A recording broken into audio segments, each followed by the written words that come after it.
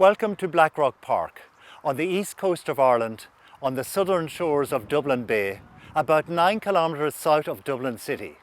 Today I'm going to talk about this wonderful park and the historic town where it's located. So come along with me.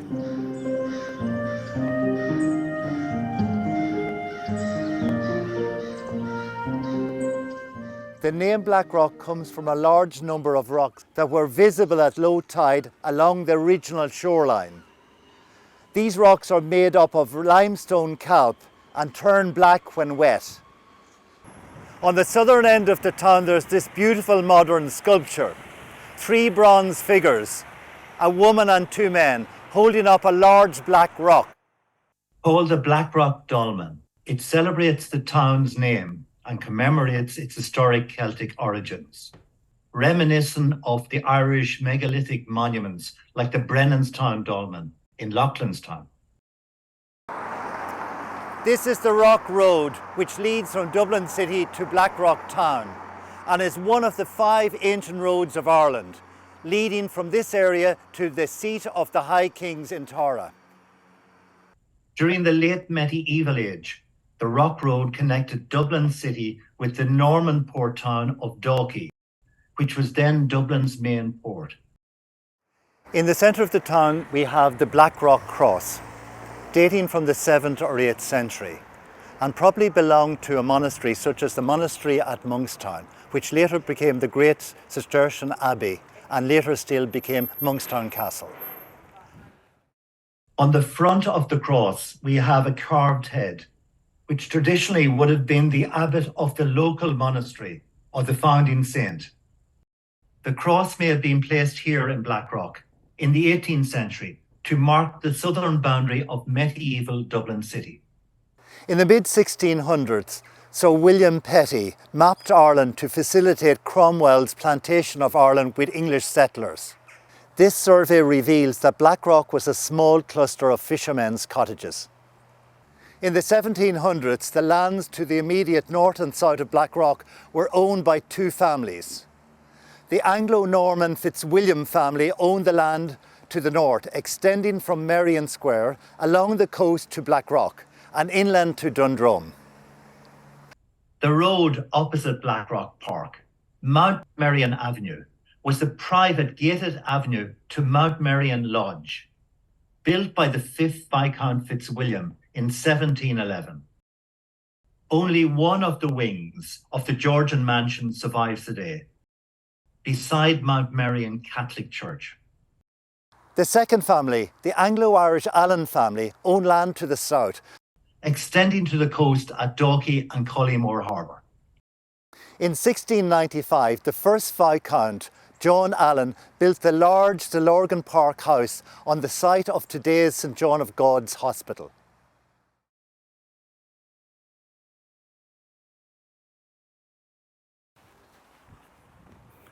We're now at the folly in the parkland, which was once part of the Allen estate.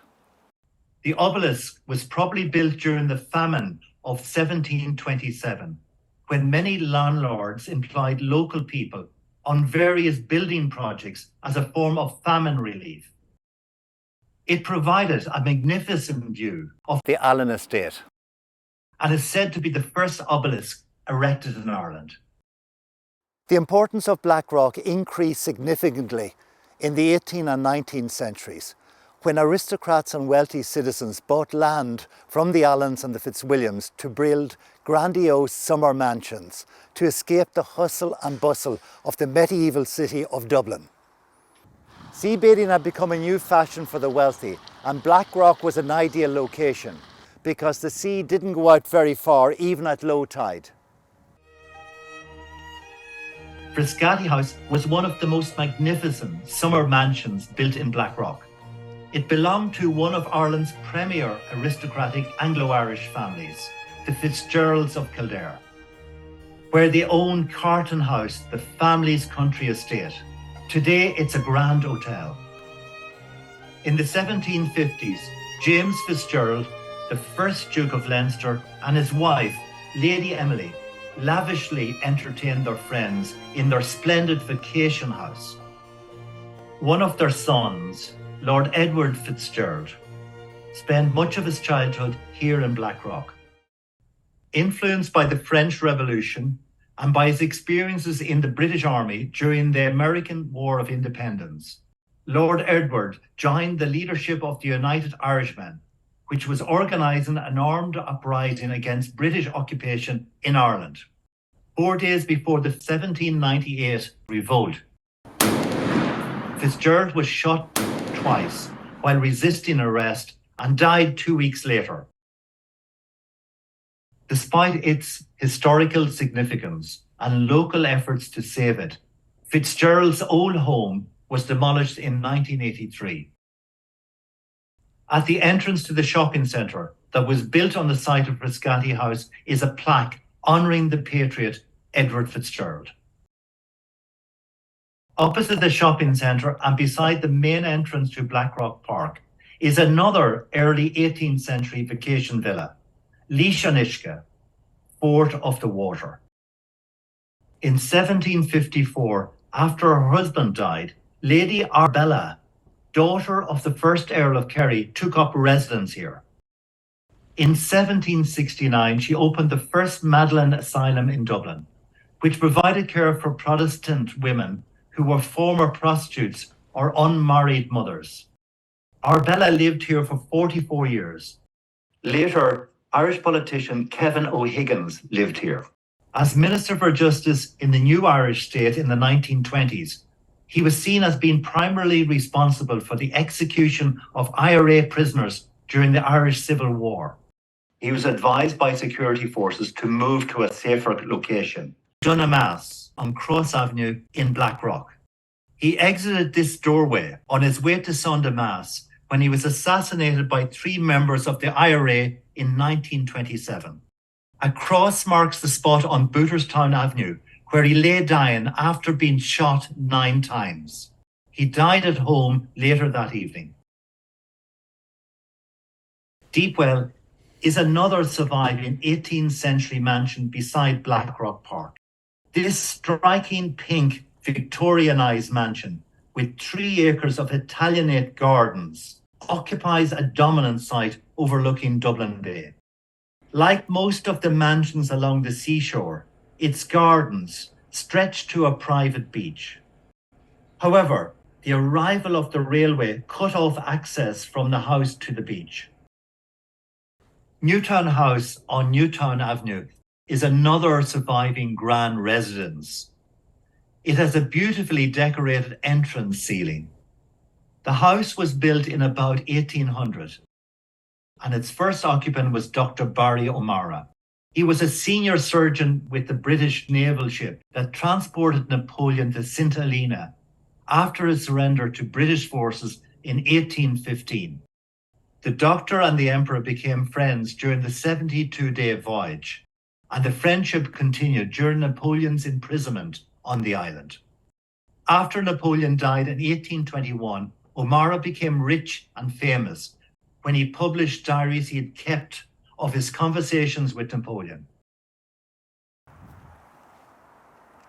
This is Neptune House on Temple Hill, and today it contains a number of luxurious apartments. Built in 1767 by the first Earl of Clonmel, John Scott, as his seaside summer residence. Scott was a barrister who became a judge and Lord Chief Justice of Ireland. The house had a variety of occupants, including British troops who landed in Dunleera during the Easter Rising of 1916. During the First World War, it was used as an auxiliary hospital for returning wounded soldiers and sailors. From the 1930s to the 1980s, it was known as St. Patrick's Infants Hospital, a mother and baby home for unwed pregnant women. The construction of the railway by the Dublin and Kingstown Railway Company marked a momentous turning point in Blackrock's development as a fashionable seaside resort. Construction began in 1832, and the railway service began 18 months later, a remarkable feat of engineering that required both technical and negotiation skills. Much of the railway tracks were laid along the shoreline, which required removal of tons of rock. Between Merrion and Blackrock, a North Shore causeway was built for the railway on top of the rocks. Culverts were built to enable the seawater to flow beneath the causeway. Over time, some of the land between the shore and the causeway was reclaimed, but not here at Booterstown, where there continues to be a seawater marsh on the landward side of the railway. It is now a nature reserve. Irish railway engineer and entrepreneur William Dorgan was the driving force behind the railway. One of his major challenges was to persuade influential landowners to permit railway tracks to be laid across their gardens, thus cutting off their access to the sea. One of the objectors to the railway lived in a villa called Moretimo. Behind me is a block of apartments on Newtown Avenue on the southern edge of the town. This was the site of a lavish summer residence built in the 1770s by the first Lord Concurry. The only part of the house that remains is this stone lintel with the name Moretimo carved on it. The second Lord Cloncurry, Valentine Lawless, inherited the house in 1799. Cloncurry only agreed to the railway crossing his garden after the railway company offered to pay him a substantial sum and build him a footbridge over the railway tracks to enable private access to the sea. The company also constructed a private harbour for Lord Concurry that later became known as Vance's Harbour. The first train left Westland Row, now Pearse Station, in 1834, stopping in Blackrock on its way to Salt Hill Station near Monkstown. The line was later extended to Kingstown, now Dunleary, in 1837. It was the first railway in Ireland and the first commuter rail service in the world. Dorgan went on to build most of the railways in Ireland. He was a great benefactor and funded the construction of the National Art Gallery in Dublin, which opened in 1854. He used his accumulated wealth from his business ventures to build a fine home, Mount Anvil in Dundrum. Today, it's a private Catholic school for girls. Here at the original shore in Blackrock, there were two separate bathing areas, one for the ladies and the other one for the men. When the railway arrived in 1834, it wiped out these two bathing areas, and eventually the railway built the Blackrock baths. Looking at the ruins of the baths today, it's hard to imagine what a hugely popular and impressive swimming venue these baths used to be. Over there stood a 10-metre high diving board. The baths hosted many international swimming and diving events, and along here there were tiered seating which could accommodate 1,000 spectators. It was here where local hero Eddie Heron demonstrated his extraordinary diving skills. Eddie was the undefeated springboard and highboard champion of Ireland for 36 years. The baths closed in the 1980s and awaits redevelopment. With the success of the railway, the population of Blackrock grew rapidly, and houses for the middle classes were ramped up to meet the booming demand. Idrone Terrace has 27 houses and was built between 1840 and 1860. It was built without stables and carriage houses to the rear, because commuters could travel into Dublin by train and horse transport therefore was no longer necessary. In 1946, a Catholic priest, Father Montini, stayed for a short while at this house, number 15, which was the parish priest's house then. He later became Pope Paul VI, succeeding Pope John XXIII. Houses for the less well-off were also built. These cottages were built for tram drivers beside Blackrock Tram Depot on Newtown Avenue. Horse-drawn trams ran in Dublin from 1872 and initially travelled between Dublin and the southern suburbs of the city. Electric trams arrived in the 1890s, but during the 1940s, the increase in car ownership and public buses led to their decline. The Dalkey tram was the last one into the Blackrock depot in 1949. In 2023, apartment blocks were being built on the site of the old tram depot.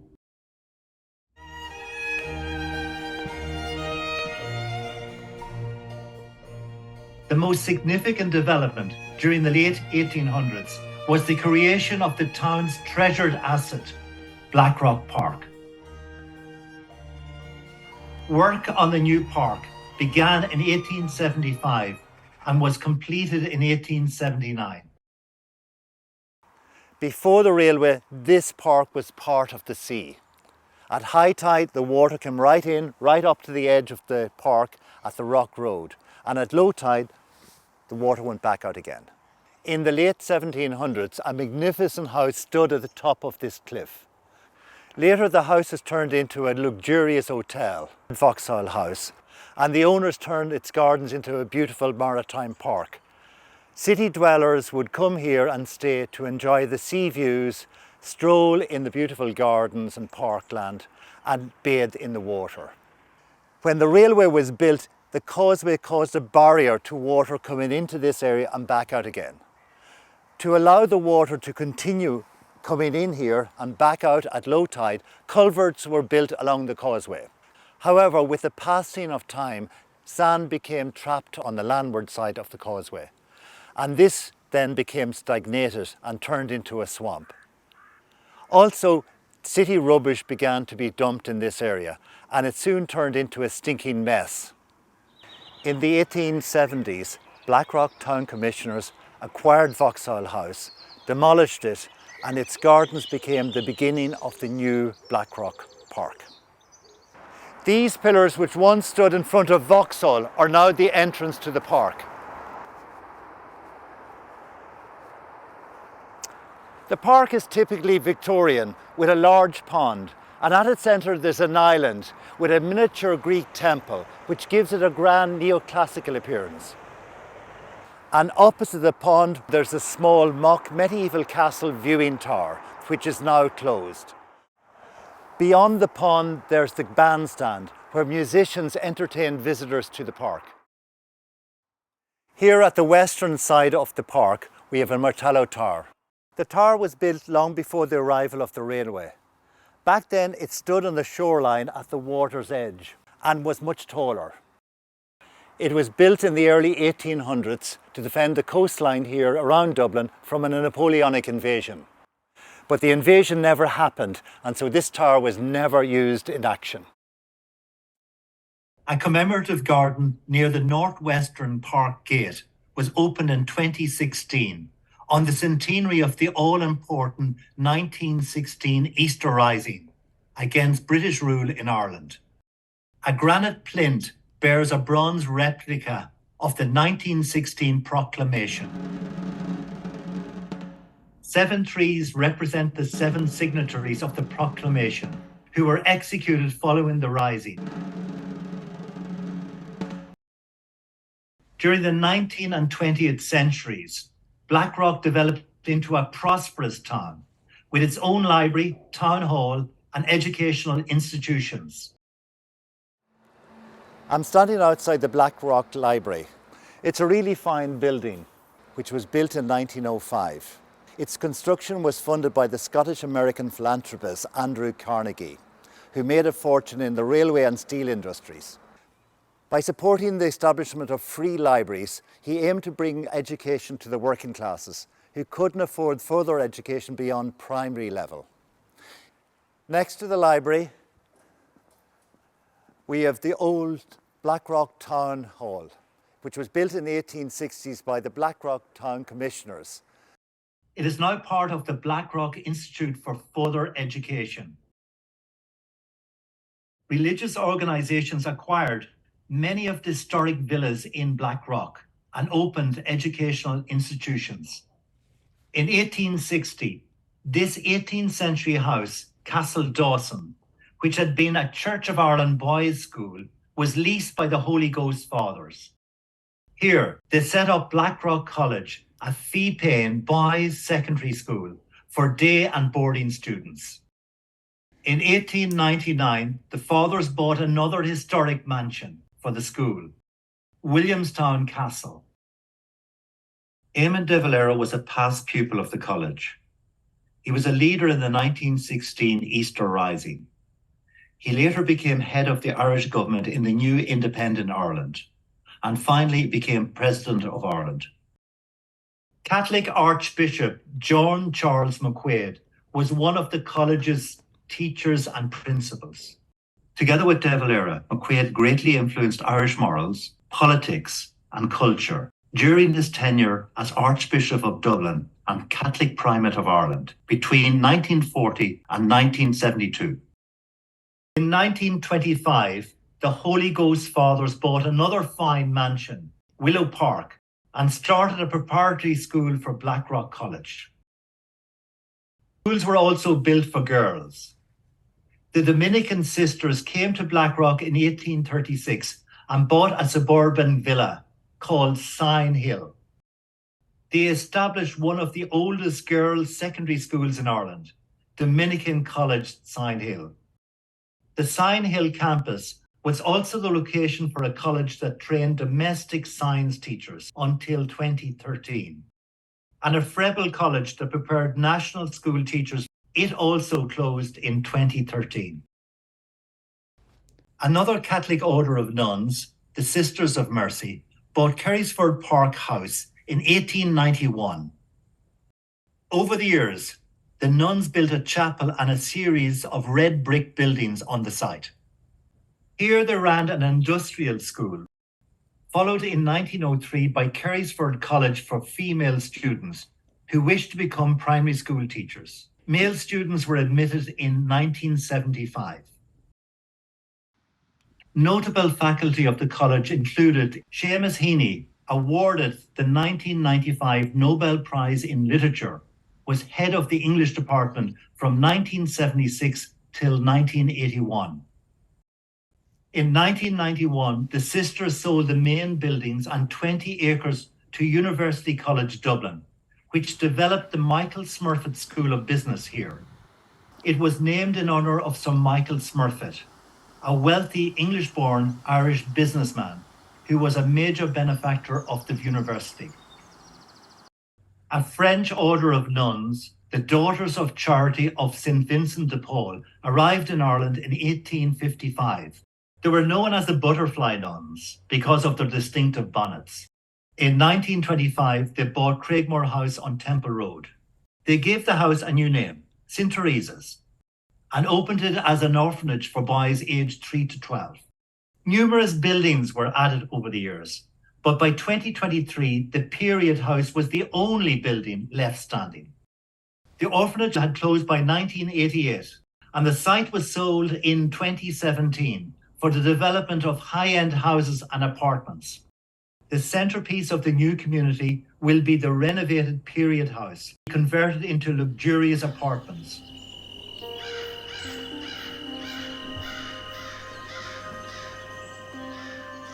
During the 19th and 20th centuries, Blackrock became a highly desirable residential suburb and a thriving town.